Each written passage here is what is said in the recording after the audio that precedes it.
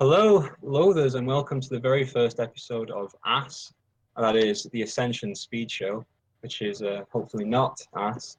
I'm your co-host, Aenimus, affectionately nicknamed a certain region of the anatomy anyway. I'm joined here by the impressive Lyft, who, despite having played under a year, has some fantastic speed achievements under his belt, including the joint top #1 spot on the hardcore standard leaderboard. Lyft, I have a question for you. Do you in fact lift? Funny story, no. I misspelled my username when I created it, so I'm stuck with the Y. Oh, well, that's good to know. Eh, So, what would your advice be to someone who's new to the game and wants to get into Speed Ascension? Because it's obvious that after 10 months, it's possible to, break records. So, what's your #1 piece of advice? Listen to other people. Surround yourself with people who are knowledgeable about the game, can give you good advice, and then take that advice. Also, Exactly. be a sponge. The wiki is extremely useful. Indeed. And so, what do you think your #1 uh, hurdle was in terms of coming into the speed game? Having to devote like 3 months of karma farming, that was pretty boring. But I wanted to try and get into the speedrun side of it as quickly as possible because that's where my interest was from the very beginning. So you really took the bull by the horns and just thought, well, I want to get into the competitive side of the game, so I'm going to do the boring bit first, and then take it in your stride, I guess. That's right. And of course, had a lot of help. Got to bounce ideas off of a lot of helpful clan members and a few people in the hardcore channel as well. Yeah. Uh, Another thing is, to those of you who have ever ventured onto my profile and wondered whether I am indeed a hot 16-year-old California girl just looking for some fun, I trust that you now hearing my voice is irrefutable proof that I am indeed. Uh, and if you can't, I know you can't see me, but I am salaciously winking at you all right now. Uh, I want to move on to the item of the month, first of all, which is the cat burglar. What's the our kitten burglar is the hatchling. So essentially, what this cat does is it's a new mechanic, but you could sort of say there's something of a pseudo yellow ray, pseudo duplicate. Uh, and it charges, it takes turns to charge. The initial charge is 10, and then it goes to 20, and then I believe it doubles again to 40, then 80. That is correct. Yeah. Because at first, I thought it was like 10 and 20, then 30, then 40, and yeah. So, but the fact that it doubles each time means you're probably only going to get about 2 to 3 uses per day, depending on how tight your familiar usage actually is. And whether or not you're in the challenge path. Yeah. So, Lyft, what do you think would be some good uses for the heist? Good uses. All right, so I don't have the liberty to speak absolutely freely on it because I haven't yet worked the cat burglar into my routing. But there are a few targets that people have suggested. One is oops, I missed the item drop. You can use that for your mohawk wig on the airship, or your amulet, as well Mm-hmm. as picking up pirate gear pieces in hardcore, hedge trimmers. But this is subjective or tentative information because as of yet I have not got to do a hardcore run with it. Yeah, that's right. I think for the lower skill slash people with fewer perms, it's more of a, like you said, oops, I wasn't able to cap that item, but luckily my cap gives me the chance to get it again. Whereas for people on the who have everything, it's more of a I don't need to spend another turn here because I have a cat sort of thing. So you go to the goatlet with your cat, and then get the cheese, because you're always going to get the cheese at 40% base, and then use the cat, and you have another cheese, and you didn't have to spend another turn. Correct. However, cheese is probably not the. I mean, I think it's really good in the airship because the airship has so many monsters.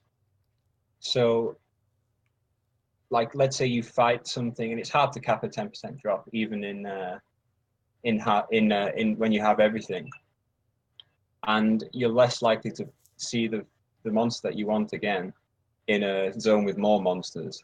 So it might be a better use of the cat, depending on if there's more monsters in the zone. Right. It'll all depend on how many items of the month you have and what your perms are like, because as we've noted, familiar usage is tight. It's very precious, and because you need to have the kitten active when you actually encounter the monster that you wish to steal from, it does present some finicky maneuvering. Yeah. Another thing that I found when I've only used it in one run, and you've obviously got to have the cat active for it to kind of register the monster, as it were. So that means you actually need. So let's say you're expecting a monster on a certain turn or something like that. You have to have charged it beforehand. Otherwise, let's say you get let's say you want to get the Mohawk wig from the burly arm gun guy, and so you encounter him with the cat, and you realize, oh shoot, I've only got 7 charges out of 10 with the cat, and then you spend another 3 turns, and then it's probably that you've probably encountered 3 different other monsters, which means you can no longer heist the burly arm gun guy anymore. Right. So I'm sure we'll follow up on the sign of the month as we get more accustomed to using it, but it's also important to note that it doesn't matter whether or not it's 3 different monsters. It's just the last 3 monsters encountered will show up in that heist queue. Yeah, and just make sure to charge it before you intend to use it. Otherwise, it causes problems, because I was in this exact situation happened to me. It's like, oh, I can't heist what I want to heist because I need to fight other stuff.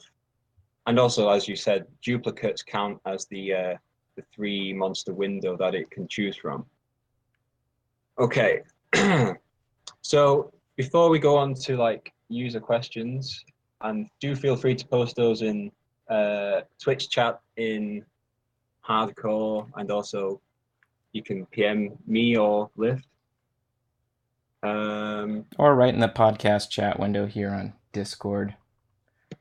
Yeah, there as well. We're going to look at turn generation versus turn cutting. So people often ask, like, when do I want to turn cut and when do I want to turn generation? And the real answer is that when you're first setting foot into a speed ascension environment, you want to basically boost your turn generation as much as you possibly can. And the reason for that is that if you have enough turns to brute force a run, you can essentially get the day count that you are striving for. And then once you hit that day count, let's say you're gunning first with 3 days hardcore or something like that, that's the point when you can go backwards and start to turn cut.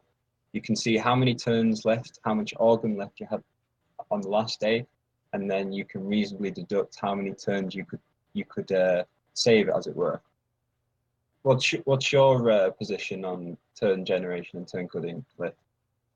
Well, in Mafia, I would make sure that you have your session logs set to keep track of your run, because if you go through and start studying your log, you're going to learn more from that than posting a blank question, hey, how can I improve my run? When you go and you find out that you spent X amount of turns for this one drop, then you can make a note of that on future runs, make sure not do it again. But probably the most important thing when you're first starting out is just learning the quests. What you need to do, what's your targets, how can I combine perhaps later, two different buffs so that I can use it in two different quests simultaneously. And so softcore is an excellent training tool for your hardcore runs, because you have some safety things and you can eliminate some of those drops that are harder to get in the beginning, maybe when you have less skills. And of course, as a chat just mentioned out, use the guide. Ezendor's guide is exceptional, has all the information you need and the strategies that you can employ to eventually save turns. Yeah, I don't know about you, Lyft, but I use guide every time I'm doing a run. I have guide there just to basically remind me of stuff. Oh, every single run. It just like it's really useful, particularly because it tells you when your Aston Martin bumper vanishes up. Yeah, or if you're like me, you'll probably ignore it and then drop the Wanderer in a zone that you didn't intend to anyway. So making use of the native KOL/timer feature is very helpful. So when you first set up a Wanderer, you can go /timer and then put in the amount of turns. And then that way you'll get a pop-up preventing you from adventuring a zone perhaps you didn't intend to. Yeah, speaking of which, I have a script written by B. Mayer or Lost Cal Poly Dude that basically you set it as a pre-adventure script, and when your Wanderer counter is ready, it will stop your game much like the Clover pop-up does. So you don't ever waste a Wanderer, as it were. I'll post that on the somewhere. I think that'd be useful for people to use. And we can include it in the show notes as well if you provide that link. Yeah, definitely. The reason why it's not part of Mafia is because the people who care would probably like I'm talking about now would probably just add it to their own Mafia, whereas the people who wouldn't care would just find it annoying to be stopped every 5 minutes to say that a Wanderer is there. So that's why it's not already built into Mafia, I guess. So as Lyft was saying, if I were to start the game, say, again, I would probably go into softcore first. And the reason for that being you can pull all your turn gen, and it's not about your how many perms you have, and you can, because the first perms you probably want to look at as a new player are some turn generation perms, because if you have no items of the month, it's a struggle to get the turns in a day. So you can use softcore as a learning environment for one, the council quests, and two, to get those perms, like for example, pastomancery and source crafting, so that you can eat reagent pasta in run. What are some examples of stuff we can eat in hardcore with those skills in mind? Hardcore turn generation, a lot of it is item of the month based, but there are a few that are very useful. I think probably the biggest one is your Gru egg omelet. So that leads to a few questions. It does take a turn to craft unless you have the free crafting skill, and it's also going to require the dramatic range, which with the 5% perm is 950 meat, and also some planning ahead on how you're going to get the ingredients. Yeah. So in terms of you obviously need that spooky mushroom for the Gru egg omelet. And one way is that if you ascend the muscle sign, you pay the 5,000 meat in the Degrassi Null, and then plan a spooky mushroom for the 30 meat, and then that'll be ready for the next day. However, I'd probably imagine that newer players would want to take hold of the opportunity in the spooky forest, because the Spooky Forest non-combat, is it every 7 to 8 turns it's guaranteed? I don't know the number off the top of my head. That sounds about right. Yeah. It's actually, I'm not sure if it's a well-known fact that the Spooky Forest non-combat has two versions. One is the normal non-combat that happens like any other non-combat, and the second one is a scheduled non-combat, sorry, which well, it's actually not a non-combat at all. It's a super likely because it's scheduled, and that happens every 7 to 8 turns, and you can get the spooky mushroom from that. Sorry, coffee. Which is basically not that much of a detriment. If you're already in the spooky forest anyway, you can pick up a mushroom there and save the 5,000 meat. And again, it'll depend on whether this is against softcore or hardcore. Yeah, it's a super likely adventure, and it's either 7 or 8. Yeah. I just double checked the wiki. If we, so the Gruyere omelette is like, I think the only basic. Oh no, there's also the pot tart. I think the pot tart thing is also epic food. Is it classed as epic food? I think it is tagged as such. What is nice specifically about the Gruyere egg is you don't have to go out of your way in a run to pick it up. In addition to, probably what we'll talk about is one of the new spleen items that would likely work well with this. Ah, yeah. So which items that Lyft, and why is that a good idea? Well, there is a new spleen drop called the dieting pill, and there was a post on the forums describing it as it doubles adventure gains, stat gains, and the fullness of the next food you eat. So when you have something like the Gruyere omelet, which is a wide range, what is it, like 21 to 27 adventures in total, doubling that would be perfect. Now, picking up this diet pill, though, it is on the way in your normal routing. Yeah. The dieting pill is a 10% drop from the Gaunt Ghoul. So that is the, off the top of my head, the defiled cranny. That is the cranny. So it's the zone Yeah. that you are usually running minus combat and monster level. Yeah. So if you get a Gaunt Ghoul, you could, that's some way you could, I guess, use the cat. If you really need that turn gen, you could use the cat to guarantee that dieting pill drop so that you can. And another thing is that you have to use the dieting pill first, and then the next thing you eat after using the dieting pill will be doubled. So you use the dieting pill, eat the Gruyere omelette, and then it'll be like eating 2 Gruyere omelettes. One thing to note is that it's just a number doubler. It doesn't, in your consumption history, it won't add +1, and stuff that happens in addition to like stats, fullness, and what was the other? Was there another thing? Anyway, they're doubled. But for example, if I use a dieting pill, then I eat a Mr. Burnsger, I will only get -2 drunk. I won't get -4 drunk, for example.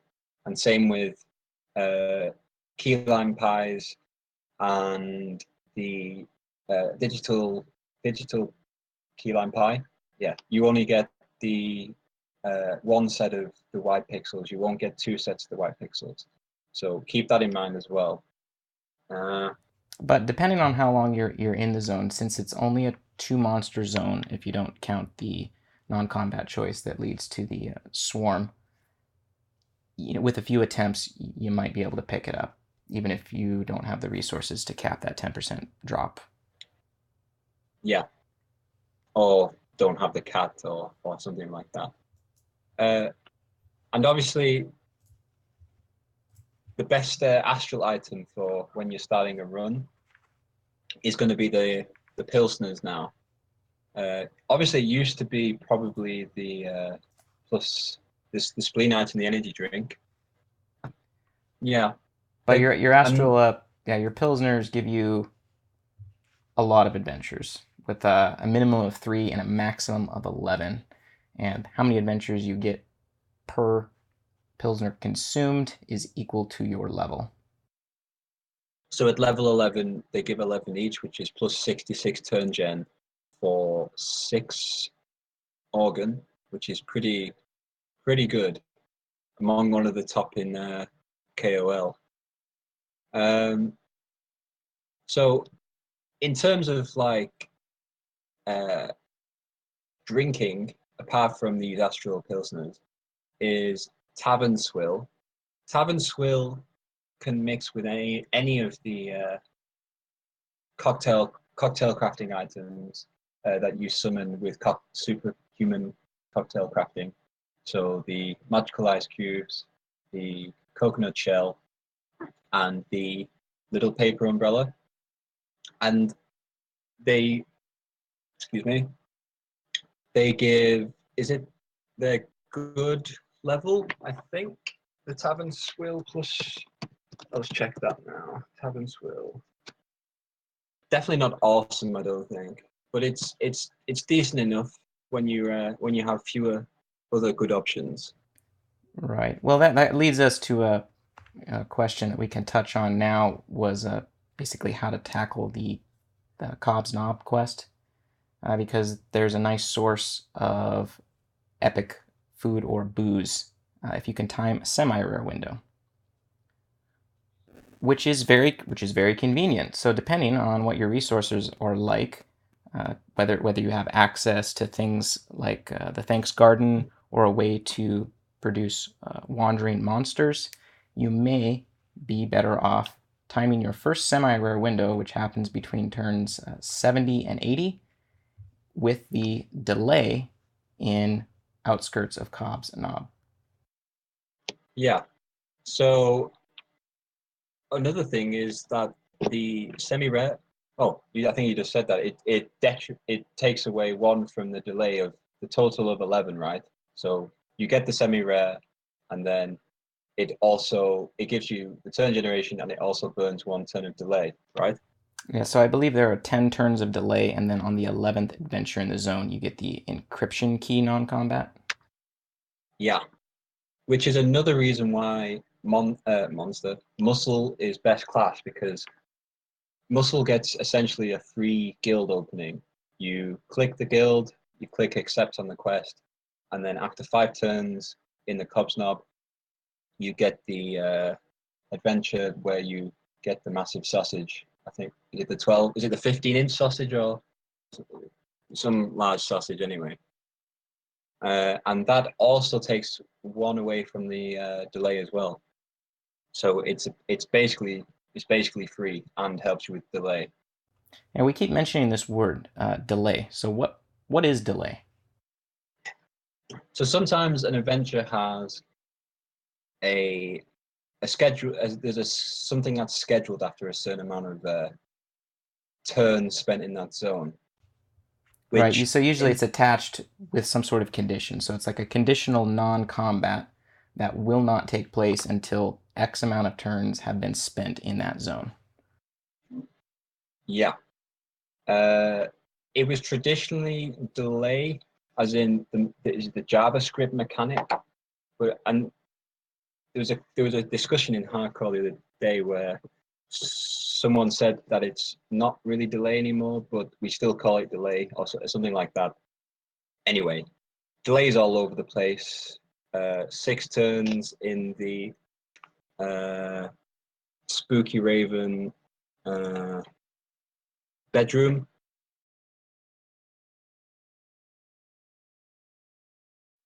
5 turns in the gallery. 6 turns, I think it's 6 turns in the bathroom. 10 turns in the Cobb's Knob. 5 turns in the Spooky Forest before you can get any non-combats at all, which, by the way, also counts towards the 7 or 8. Bathroom, Sawyer says the bathroom is 5 turns of delay. That sounds right. Didn't LAR prove that it was 6? Because LAR definitely proved that bedroom was 6, but I can't quite remember whether bathroom was also 6. It's possible that it's still only 5. Well, we and can that make the a note of bedroom. it and follow up. Yeah, And I then, of think course, bedroom. one of the largest zone would be the airship with a whopping 25 turns of delay. Yeah, I can go check. I still have my LAR planning. Excellent. I honestly can't remember, but for sure the bedroom is 6 for some reason. So when we talk about burning delay, there are a few methods you can to reduce that amount. It will depend on what items of the month you have access to for things like digitize from the source terminal that produces a wandering monster. And even though that monster could be from a different zone entirely or come from a genie wish, the zone in which you fight it in counts toward adventures spent in that zone. The other source would be your love and Amarang from the February 2017 item of the month. And you also have, let's see, free runs / banishes from your Aston Martin bread car. Thank you, Erosion Seeker. Port scan. And then one of the biggest ones is your free runs from green smoke bombs, which are dropped by the green ops soldiers. So those become more and more important as you try and shave turns from your runs. And of course, the notorious stuffing fluffer, right? So you spend a turn somewhere, use the stuffing fluffer after spending that turn, and then it will progress that zone by +5. I think that's how it works, right? Oh, I think you're talking about the Turkey Blaster, the other Thanks Garden item. Also, Sawyer confirms that bathroom and gallery are indeed 5. So the bedroom is the only zone in the second floor that is 6. So my apologies for screwing that up. I just want to quickly mention, if you've not picked up a stupor, you definitely should, because you can drink to capacity, so either 14 or 19 with the steel organ, and then you take the stupor, and then you can drink one more drunkenness and adventure with the stupor if need be, and then you can overdrink at that +1. So let's say I've got no steel organ. I'm at 14 drunk. I take the stupor. I drink a Sacramento wine for +1 drunk, and I won't be overdrunk. So I can drink again, for example, a bigger nightcap, something like a tavern swill for drunk, for example, which is one way to really squeeze out your turn gen in run or even in aftercore. Our biggest, of course, turn gen items is your milk magnesium, which you can pick up during normal questing, and huge priority perm ode to booze. So that pretty much covers and the majority of the hardcore side. There's some skills like the Turtle Tamer passive and the brain games lottery winner perm, which I bought 2 of. I bought it like months and months ago, and then I was thinking to myself, you know what? I need to buy a brain trainer to get that skill. And then I bought it again, tried to use it, and then I was like, oh yeah, I already have that. So it wasn't the proudest moment of my life. Yeah, I happened to be able to pick up mine by winning the lottery. Actually, I think I won the grand prize and then the one of the 3 second place prizes within like 2 weeks. So that was handy. Yeah, you heard it here you heard it here first, folks. The optimal way to get the brain training thing is to win the lottery, and that's easy to do apparently. So get those raffle tickets in. Lyft, if you are a new player that happens to have the genie bottle, why might you pick the effects? Why might you wish for the effects milk of magnesium or the ode to booze effects? Are we talking about softcore or hardcore? Let's go with hardcore. Hardcore. So I believe the required item drop for the glass of goat's milk would be 400%.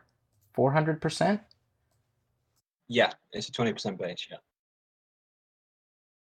That's a lot of item drop. You might end up picking it up because ideally you're encountering 3 dairy goats, but that's a massive amount of Turngen. That's up to 15 for the milk and between 14 and let's say 19 from Ode to Booze, perhaps 20 with a stupor. Yeah. So if you, for example, don't have access to Ode to Booze, like for example G-Liver, or you don't have it permed, you can use a wish to generate those 15 turns, because a wish is normally probably saving at most 5-ish turns.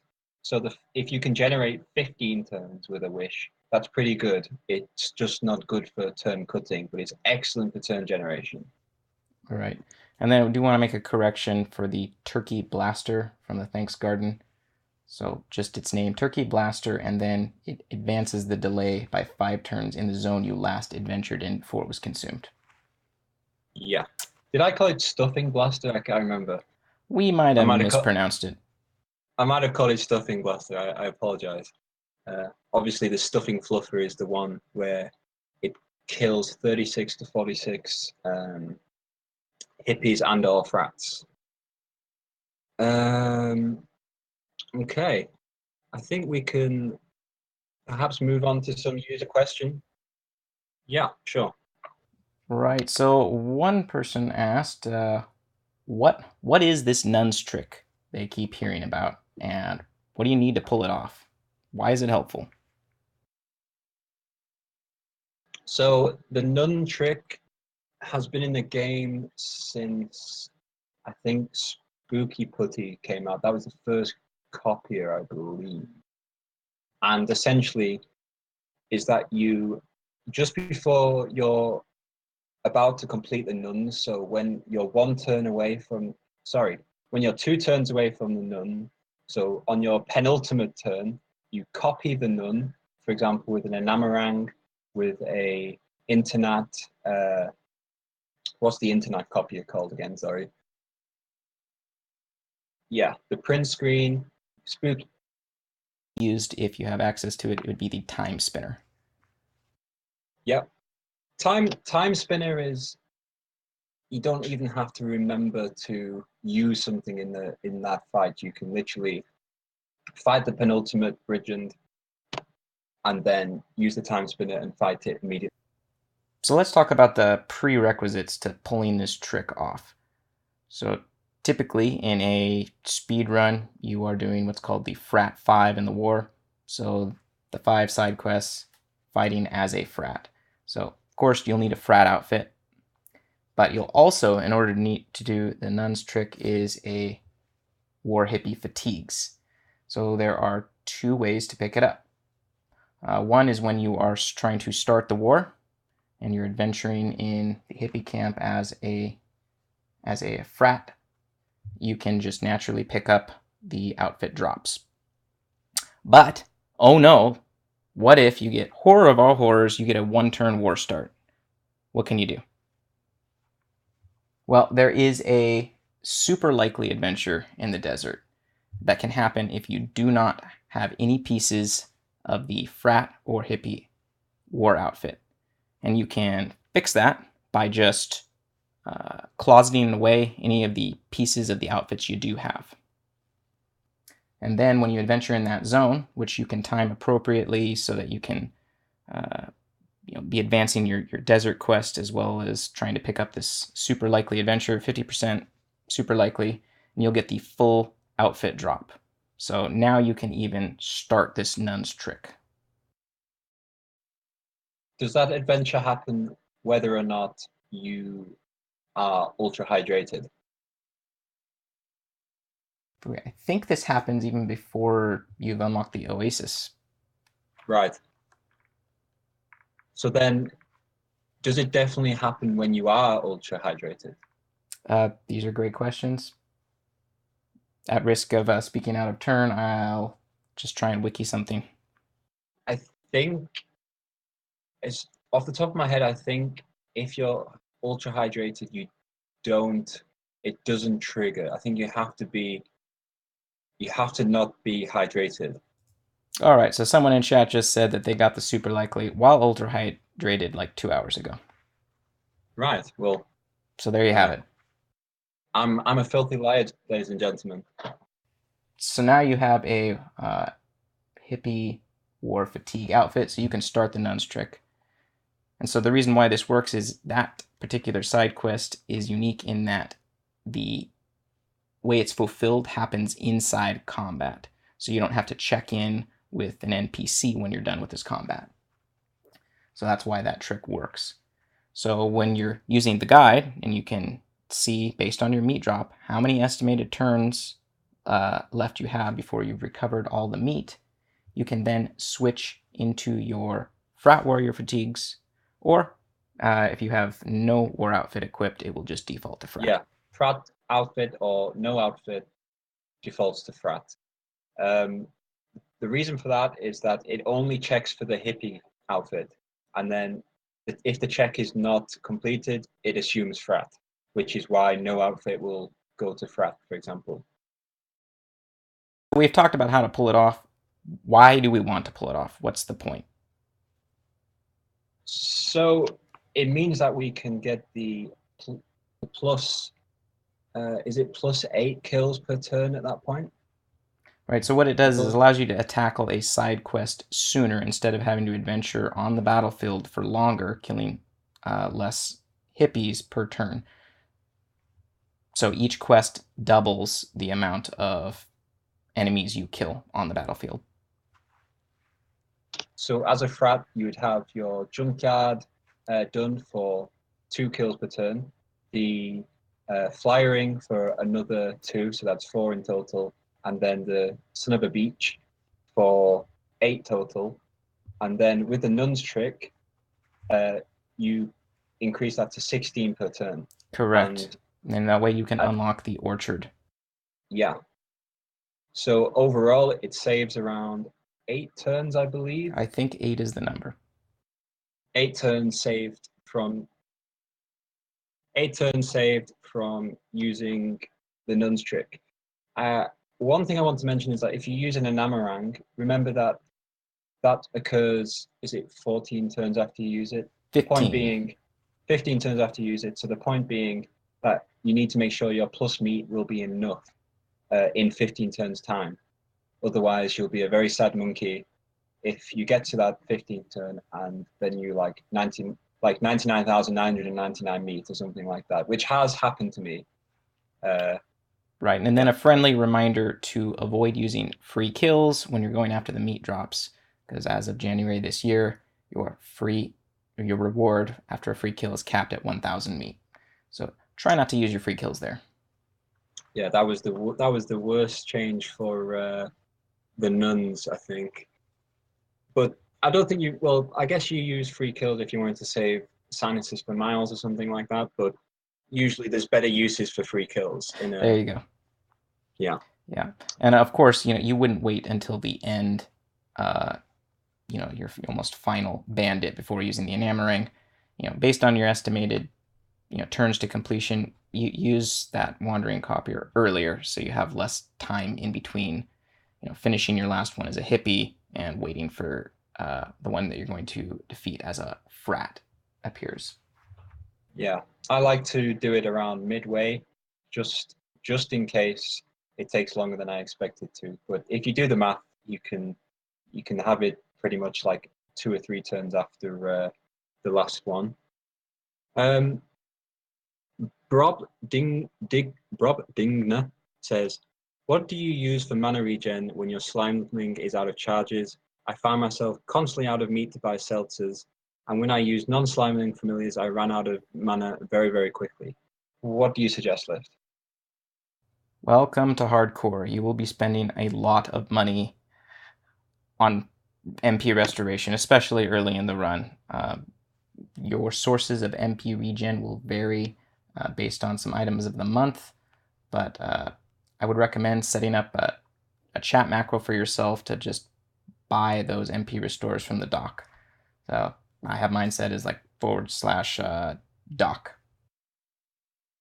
I think I think every person in a run is putting the doc's children through college. The amount of meat you spend to get.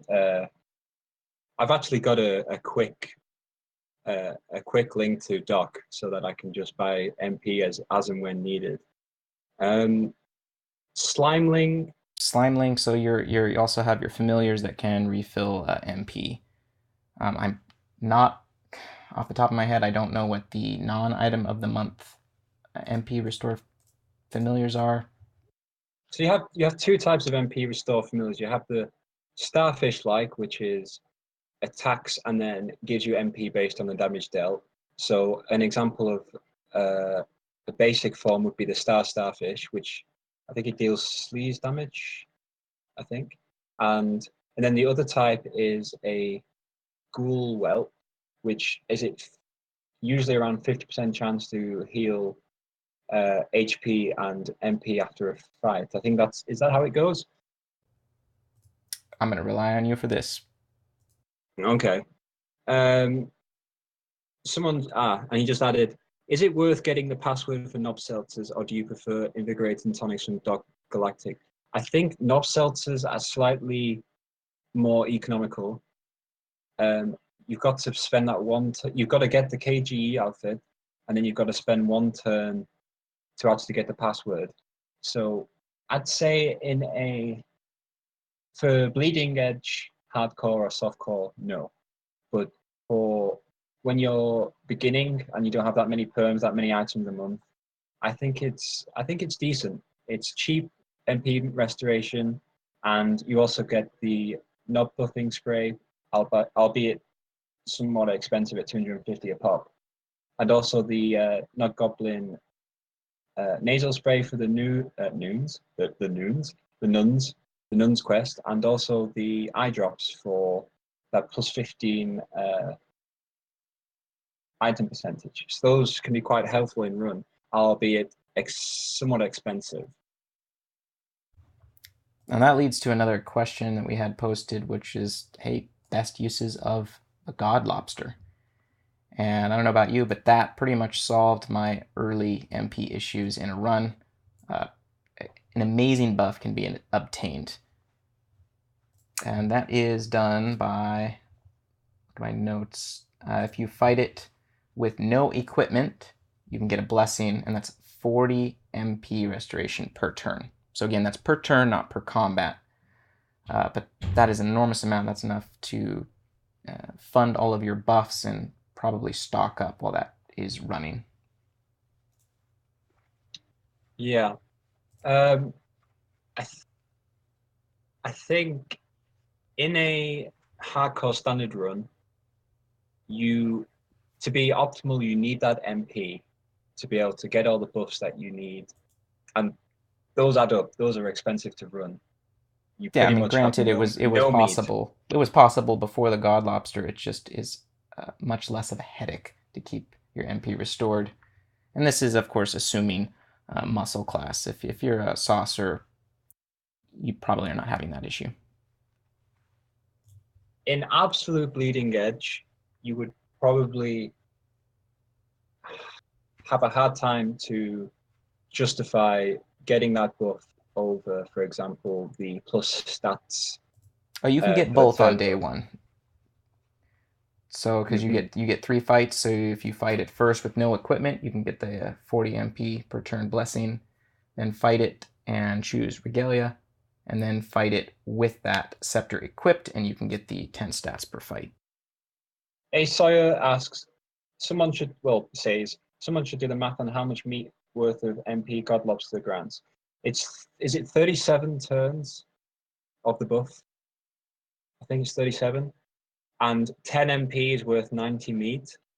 So it's 4 times 90 times 37, which is 13,320 meat, which is quite a lot of meat, which you could probably justify getting that buff in that instance. This obviously relies on you using that 40 MP each turn. But right. Yeah. And as with a lot of these comments or recommendations, it's going to depend on your account. So if if you have a lot of the 2016 or 17 items of the month, you're likely your MP issue's not as bad because you have things like the back equip item, the proto pack. You're going to be using your EXO familiar. I think the Song Boom now has MP. Yeah, Chad is telling me that, only on food vibrations. So yeah, your mileage will vary depending on which of those blessings you choose to receive from the God Lobster. Antier confirms that God Lobster is in fact 33 turns, not 37. So my apologies there. There you go. So another question we had from Margaret, Houlihan, is running a NAT and EXO possible for both malware and bridge tests in a 2-day? Which gets priority?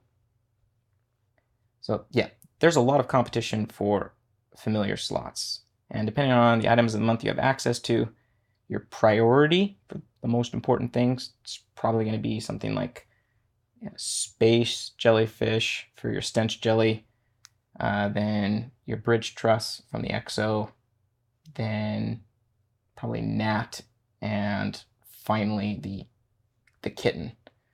So it is possible to get enough bacon for the malware and a bridge truss. It just doesn't leave you a ton of extra room for additional familiars. So you're not going to be running very many turns of, let's say, the trick-or-treating tot. So in what order you prioritize it on day one will depend whether or not you're trying to use the internet summon, because you likely are going to be hitting that level 11 or maybe even 12 on day one, and you'd like to get that summon. So you might prioritize getting those summon drops from the NAT and then switch over to the XO.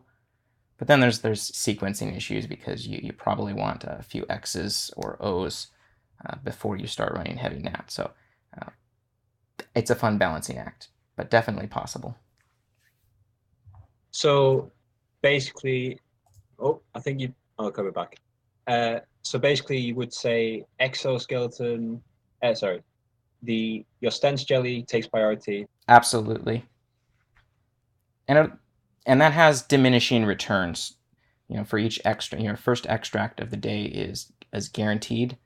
So likely you want that first successful extract to be on a stench monster. And there's only a handful in a run. So you have your crusty pirate, and then of course your battlefield quest, which contains most everything, and I think you can get one extract try off of the Filthworm Queen. So yeah, in all reality, I mean it's first in priority, but it's not going to take a large amount of your familiar usage. There's the barnacled pirate in the fickle. However you pronounce that. Yeah, the forecastle. Right, I think that's there's the a stench crusty monster pirate. There. The crusty pirate, sorry, which drops the barnacle. That's why I got the name mixed up. And there's a couple scattered around elsewhere. Off the top of my head, I can't quite remember. But yeah. Captain Scotch asks, can you go into some detail about the strategy of skipping the war entirely, and roughly what speed pulling 1 billion cornucopias to skip the war becomes a good plan? If you can get more, if you work out how much one of your pulls saves, and then times that by 24 to 25. 24 is the average number of stuffing fluffers that you will need to finish the war, and also the massage oil pull, because you can't get those gauze garters, you can't get those filthy poultices because you're not doing the war. If your number of pulls exceeds the number of turns that would save, which we think at the moment is about 105, 110, something like that, then obviously you should pull those. But people have done the math, including A. Sawyer, and it's so close, it might not even be worth the hassle to even bother, because the optimization problem of those side quests is in short a pain. So it's also just easier to pull the cornucopias or in G-Lover, pull the stuffing fluffers and just use them rather than to bother working out 24, 25, or however many the cornucopias take in terms of pulls. It's just easier. And as it were, also similar amount of turns saved. Another question we had from Fuzzy Thing was how much pre-planning should be done? And that is a broad question.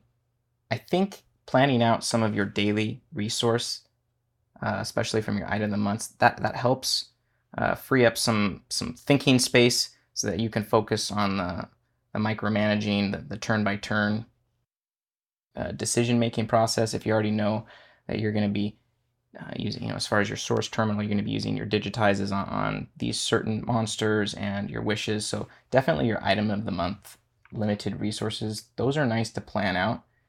But if every ascension were the same, it would be boring. So things change all the time. And so be prepared to be flexible. I don't know. Do you use? I imagine you use spreadsheets quite often. I have a very large spreadsheet in run planning, right, Lyft?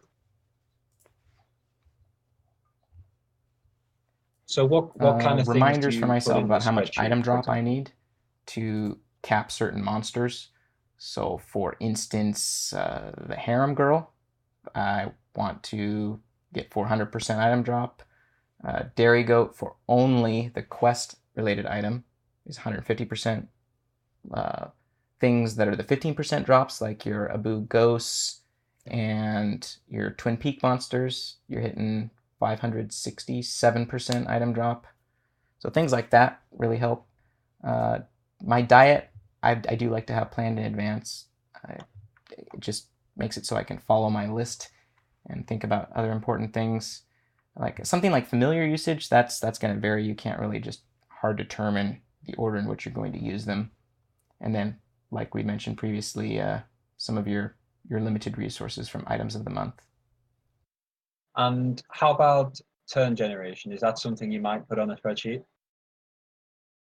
Yeah, so take into account diet, maybe if you have things that for rollover adventures, equipment for that, the perms that give you a few extra turns, how many turns you could expect to get from, let's say, milk of magnesium and ode, and whether or not you're going to nightcap. Yeah. So you the key word you said there is whether or not you are going to nightcap. Why might we not want a nightcap? If you don't nightcap, you can take advantage of a unique thing called a rollover runaway, which it's as easy as it sounds. If you are in combat during rollover, it kicks you out without spending a turn. That is useful if you want to fish for non-combats in a zone, just get one last shot at it. And then I think a pretty popular place to use it is the tavern, because it will count as an explored tile when rollover kicks you out of that combat. So if you don't need the turn generation from a nightcap, you can actually save a turn by, as Lyft just said, being in combat at the end of rollover, because you only get the -1 after the after the combat has been settled, rather than at the start of combat. When you finish a run, any leftover amount of turns that you had after breaking the prism, I mean, those weren't necessary. They were useless. So try and use your resources. You have just enough turn gen so that you can devote it better to saving turns, because that eventually is your final goal. Absolutely. Undead Core asks, what do you think is the best booze to drink in hardcore G-Lover? Basically, Fruity Girl Swill, which is Tavern Swill plus the Little Paper Umbrella. Also the what's it called? It's booze dropped by a monster in the protester zone, which gives plus 30 sleaze damage it's got a strange name. Can you remember what it's called, Lyft?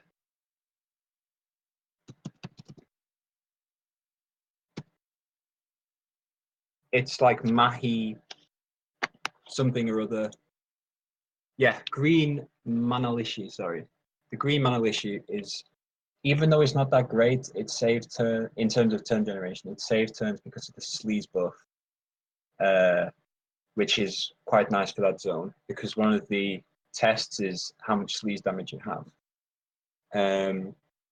So that's pretty good in a pinch.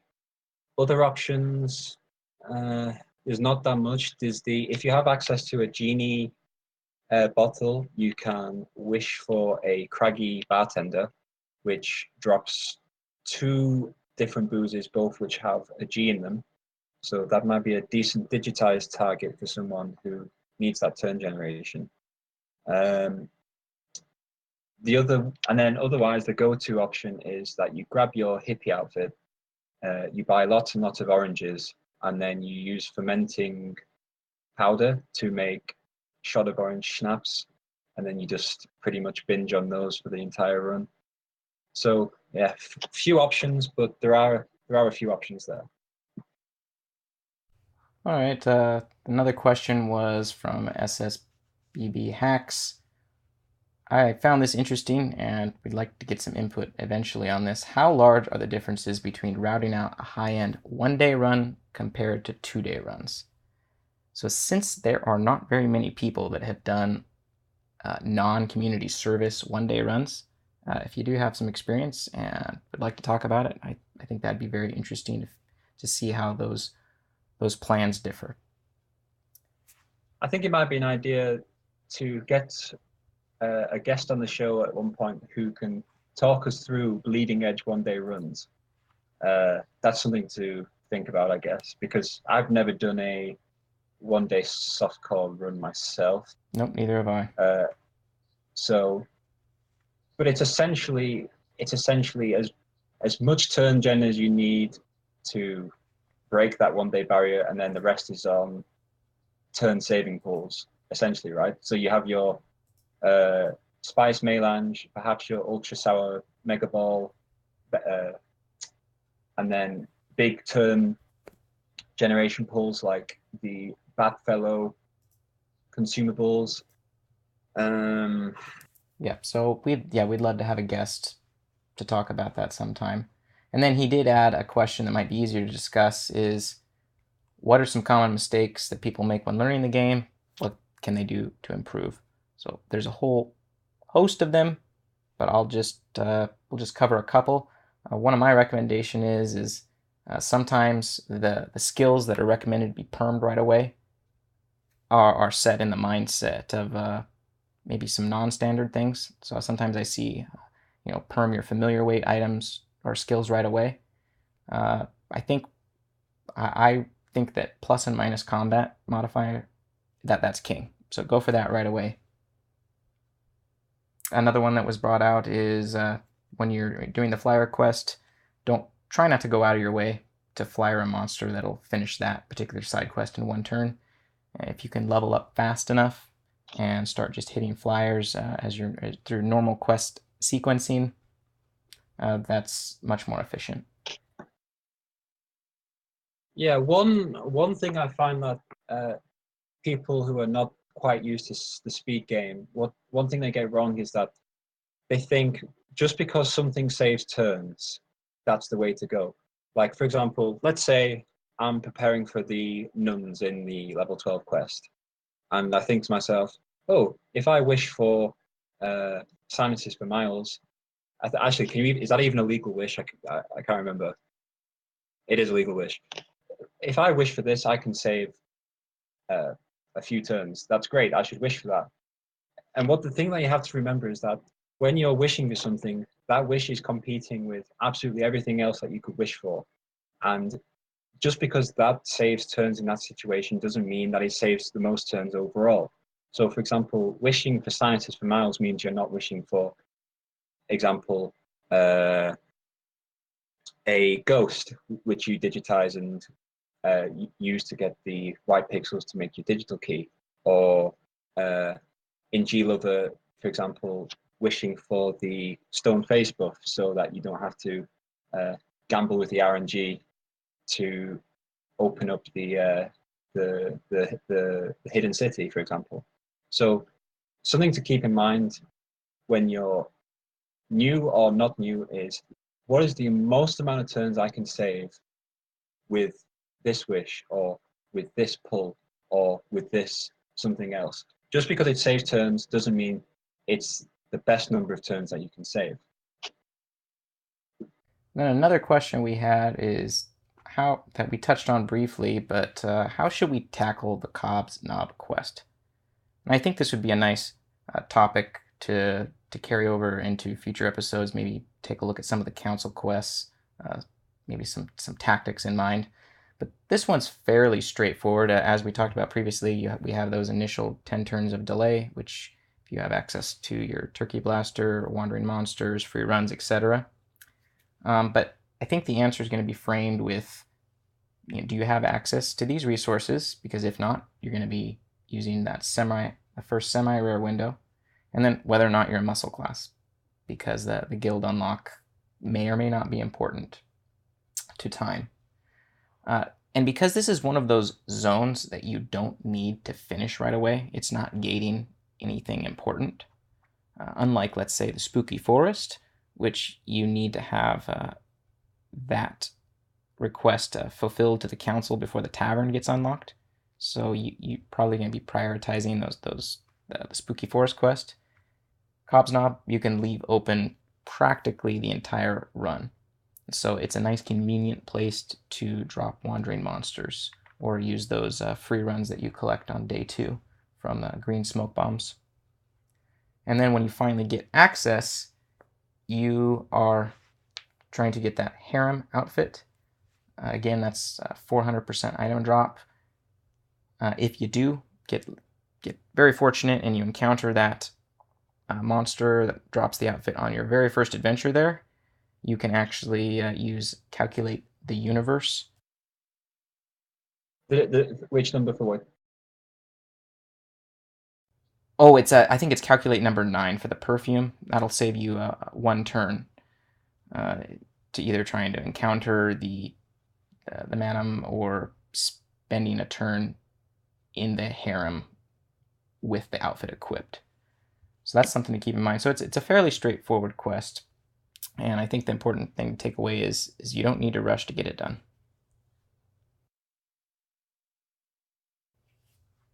Just add something really quick. Astronaut Guy, definitely not somersaulter, by the way.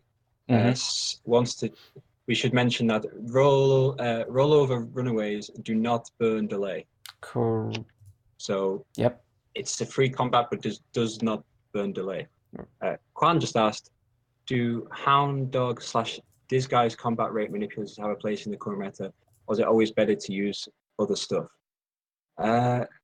Essentially, if you can cap an item where you also need plus combat, if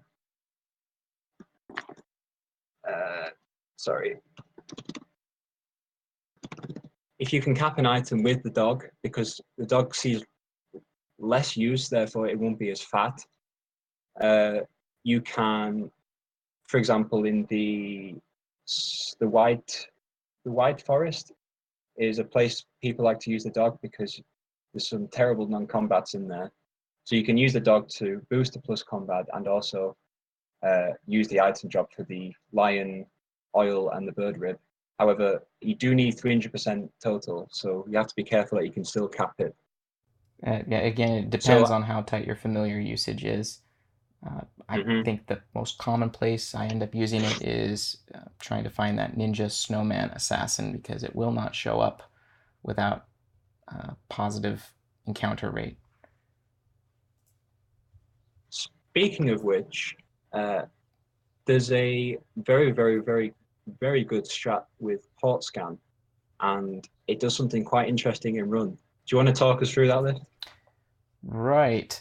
So this causes, or so I hear, issues when they're coding future content. I think Slaw mentioned in Hardcore that because of this port scan interaction, all of the monsters in Fantasy Realm had to be tagged. But what you can do is, in a zone, if you have access to the source terminal, port scan a monster, and then spend your very next adventure in that Sonova Beach adventure zone, and you will hit an agent. Then, if you have the Meteor item of the month, you can macro Meteor to the only other monster in the zone, which is your Lobster Frogman. From there, you can run port scan again, knock out the Lobster Frogman, and then spend another adventure in that zone. So the things you want to keep in mind when doing that is you only have 3 port scans per day. So you'll have to, and you need 5 Lobster Frogman, so you'll have to balance that between 2 different days, and you'll need to reserve macro meteorites for that use. So this is important because it can save wishes and digitizes that you can spend elsewhere. Yeah. So, and obviously that it does require you to have both the Meteor guide for the macro meteor, that is, and the source terminal for the port scan itself. So it is item of the month dependent. Another thing to remind people about in the Sonova Beach is that you are guaranteed a lobster on turn 11. It's a scheduled combat. It's a super likely. So on turn 11, you are guaranteed a lobster, and then every other 11 turns after that. And the same with the assassin, I believe. If you have plus combat, you guarantee the assassin on turn 11. Correct me if I'm wrong. I think it's turn 11, and then your percentage increases each turn spent in the zone. Definitely not Somersaulter says turn 12 because 0 indexing. So apologies, it's not quite turn 11, turn 12. One thing I want to mention actually is, like, this is something to consider for next year. Currently, the internet and the fantasy realm are 2 ways that you can get a fat loot token in run, besides the daily dungeon. Now, next year the internet will disappear, which means fantasy realm will be one of the only places that you can get a fat loot token outside of the daily dungeon. Right. We lose 2 sources. One was the Gingerbread City and the internet, as you mentioned. Now, keep in mind that this is speculative. Like, the asymmetric probably realize that this is the case and might bring out more fat loot options in the future. But at 37 mil, it might be worth getting your fantasy realms now if you're on the fence about it, because next year it might go up in price when people realize, oh, this is the only way I can get a fat loot token. Because if you're doing 2-day hardcore, fat loot tokens hard cap to some extent hard caps how many days you can do your run, because you need 3, and at least from the daily dungeon you can only get 2. And there's other ways to do it, like you can, but they also go out. So what you could do is you could make a pie, eat the pie, time spin the pie, and then get 2 keys and then zap 1. However, the time spinner will be going out next year as well. Plus so the time it takes to get your zapping wand. I'm not even sure you can time spinner pies, but I don't think I've had the luxury of doing that yet. Yeah. So the only way that you'll be able to get 3 in run is with a wand, and the wand is a capricious entity. People have complained about how many number of turns it could take to get that wand, because there's so many non-combats in the zone, and there's only 1 non-combat that you actually need. Also, the teleportitis part of the quest can also be horrible. So wand is avoided if you can. So fantasy realm, you can spend 5 turns killing the bandits and get a fat loot token. It's something to consider for next year. It's something to consider at 37 mil when it might go up in price. And then another question that we've seen throughout the week is just dealing with banishes. And while there's going to be no hard and fast rule that you should banish this always, because you might encounter the desired monster right away, banishes are more effective in zones that have less monsters. And I think, on the Alliance from Hell website, there's a post about Q manipulation in run. That might be worth a read. It's got some nice, well, first of all, it's amusing. Second of all, it's got some nice numbers on how to effectively use those banishes, and they are a limited resource. So when you banish something in one zone, that means you're not using it in another. There is another pseudo banish that you can use, Macro Meteorite. And this has to do with your combat queue. The monster that you initially encounter in a zone is the monster that is added to the combat queue. Now, monsters in the combat queue have what's called rejection rate. So that means if it's in that queue, 75% of the time, if it rolls and that monster comes up, it will reject it and it will roll again until it finally decides to either not reject it or it lands on a monster you haven't encountered yet. So what this means is you can use Macro Meteorite to switch a monster that you're encountering, and then finally, if that resulting monster is undesirable, banish that one. So now you're left with a zone that has one true banish and one, I guess we'll call it pseudo banish because it has rejection rate on it. So in a place like the Goatlet, you are highly likely to encounter the monster that you would like to olfact and mating call. Yeah. Kwan asks, how do you level fast? So this is one of those questions where it's like, what do you have and what don't you have? Because in speed runs where you have all the items of the month, leveling is pretty trivial now because you have so many free fights available to you, plus substat buffs like the God Lobster substat buff, the Love Tunnel substat buff, the Garbage Tote, which by the way it's just such an insane item of the month. I mean, I honestly think it's almost as good as Source Terminal, and people will be like, "What?" And yeah, really, because it doubles all sources of plus stat gain, and also like pretty much a pseudo steely-eyed squint for 11 turns a day as well. What do you think, Liv? The champagne is amazing because that means in a hardcore run you can cap 5% drops because at least for another 5 months you can have steely-eyed squint and the champagne bottle, so you end up with a quadrupled item drop. Small turn buffs like steely-eyed squint is a really good use of free kills. So for example, you cast steely-eyed squint and you've got 1 turn left, and then you go to a zone with only combats, and then you use your free kill. So for example, the first 4 or 5 turns in the middle chamber of the ancient pyramid place is no non-combat, so you can use your free runaways and vanishes and then free kills and to cap those ratchet drops, for example.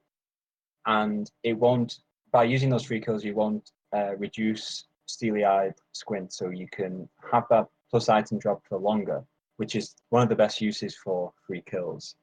Right, extending those 1-turn buffs.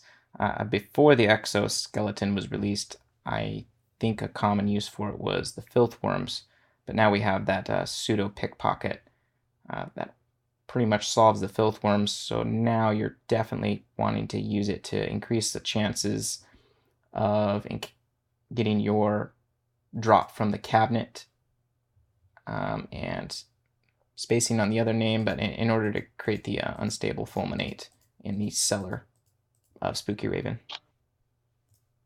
Just another point to add is that if you run away or free turn banish, if the combat doesn't end by taking a turn, if the combat doesn't end by killing something, you save a charge on the champagne bottle. So if you run away or banish and the monster is not defeated, that is, a free kill still takes a charge away.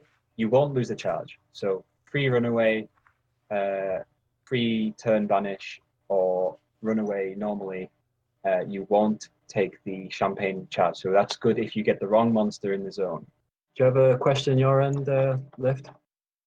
I think the next one was about, one of the last ones we had referenced frequently was about monster level. How much should I run? And the answer to that is going to vary, again, by account. So run as much as you can without dying, because the last thing you want to do is be trying to save turns by increasing your monster level to increase your stat gains. But then if you lose combat, you're defeating the purpose. So damage absorption and damage reduction are your friend at high monster levels. And other things to keep in mind is your threshold for stuns and staggers change depending on how much monster level you're running. I believe, is it 51 and over, stuns no longer work? And is it, I think, 150 staggers? So just keep that in mind. Yeah. If you get beaten up because of monster level, that means you're running too much monster level, because the amount of turns monster level saves is, I mean, obviously leveling quickly means you save turns, but if you are dying, let's say every other combat, you are losing turns for sure.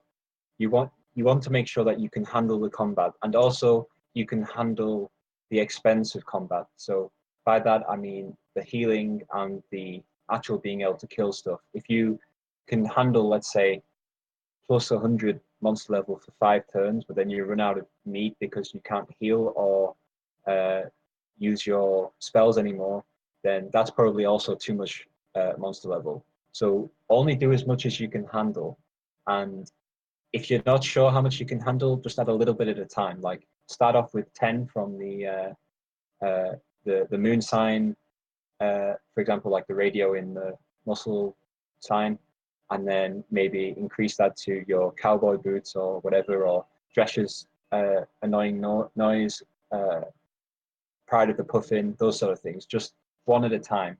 Don't pile everything on at once, because that's a sure way to get beaten up.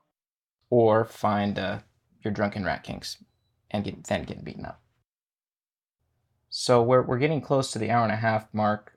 So I guess we'll kind of circle back and say we've had a lot of discussion about, extra stats, monster level. And the point being is leveling up faster gives you flexibility when you're routing these quests. So that means you do not have to do the quests in order, which is advantageous because you have things like the level 11 quest that sends you all around the map, and you want to be making progress on those quests while you're doing other things as well. So bottom line, leveling up quickly gives you an enormous amount of flexibility on how you approach your routing during your ascension. And somewhat ironically, some of the earlier quests are better left until the end of a run. For example, the Tavern Cellar, because you need all that plus combat, plus non-combat. You need all that plus monster level for the. Again, that'll depend on your resources. So there are some things that you have the most. Sometimes you have the most monster level at the beginning of a run. So you will either by prioritizing finishing the tavern early. And like you said, if you're trying to bank on the most non-combat possible, that's an option too. So it all depends on your account. So I guess we have time for maybe, you want to get last questions in, and also I'll probably do the roll for the Mr. Accessories. So we did in fact get, how many people are on Discord? 40. I have 115 plus members. 115 members. So that does break the threshold for 100. So I said I'll add another 2 Mr. Accessories to the pool. So I'm going to go ahead and roll those. According to my calculations, 52 people have asked a question in the chat. So those 52 people are going to be the people that I roll for. So I'm on mathgoodies.com, and I've got a lower limit of 1 and an upper limit of 52, sorry. And the first roll, 46, which is, if I look at my spreadsheet, Dradon Knighton. So congratulations to you, sir or madam. You are the winner of the first Mr. Accessory. Lyft, do you want to call a number between 1 and 52 that is not 46? I gotta go with my favorite number, 47. 47, okay.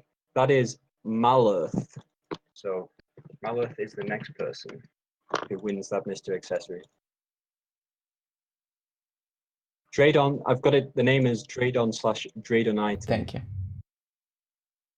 And the last Mr. Accessory, what do you think was the best question we've had so far? Ooh, that's subjective. I'll leave that one to you. I don't know, we've had a lot of good questions. So I might just leave this up to the RNG. Our That sounds fair. Our favorite thing. So I'm going to copy these so that we don't have the same people included. One moment.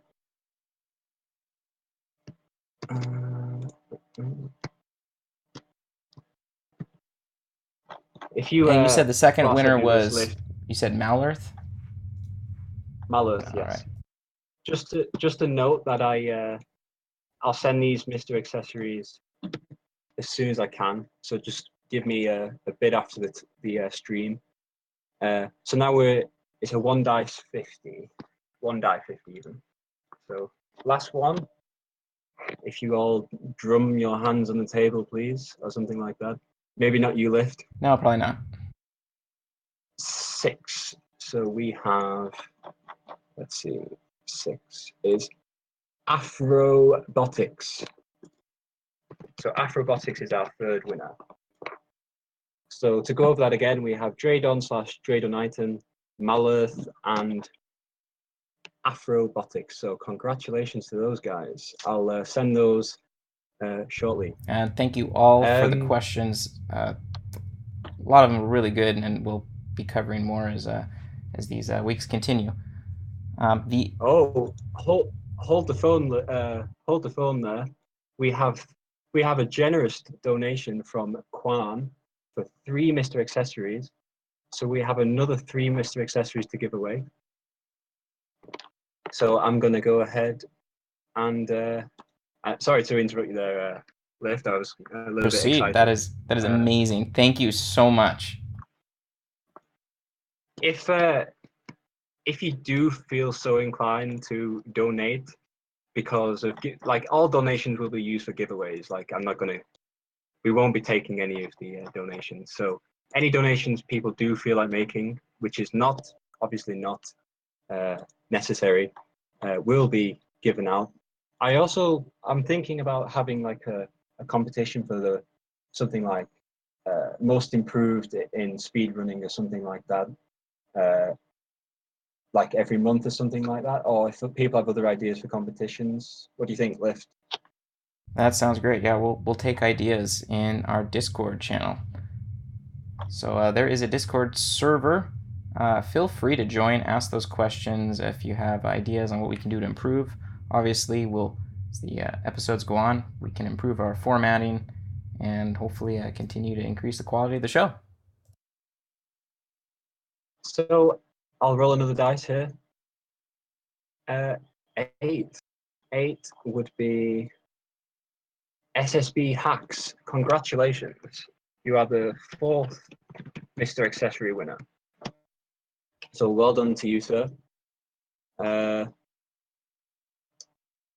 And rolling again. 37, which is DNB Math Guy.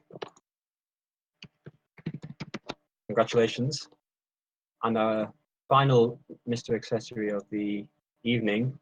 And thanks again, once again, to Quan for that generous donation. We have 4, which is Boopaloopa. So congratulations, Boopaloopa. You guys, if you just hold on, I'll send those Mr. Accessories as soon as I possibly can. And I think that's it for this week. We'll be back. We want to do this bi-monthly, right, Lyft? Yes, that sounds good. Every week would be too much, so we'll try for every 2 weeks. For now, the schedule is posted in the announcements section, so this particular time, it was awkward for the people in Europe, so we're going to be moving, and the details on the time zones, it's all on that announcement page. Yeah, that's worth mentioning. It will be, is it around 12 hours earlier from next time? That's correct. Yeah. So we realize that this time slot is not good for the European listeners, and we're very, very, very, very, very, very sorry about that. But there's 15 hours between myself and Lyft. So yeah, sorry about that. So we've penciled in the next podcast to the 4th, is it? That would be the 4th. The 4th of August. So that's the penciled in slot. We'll let you know. Any comments that you have about the show, good things, bad things, let us know. Because if you don't like it, then why the hell are we doing it, sort of thing. So yeah. Yep, we want to improve. So thank you all for the support, and hopefully you learned a thing or two. And if we made mistakes, where we made mistakes, please feel free to let us know so that we can make a correction in the next episode. Okie doke. And see you next week.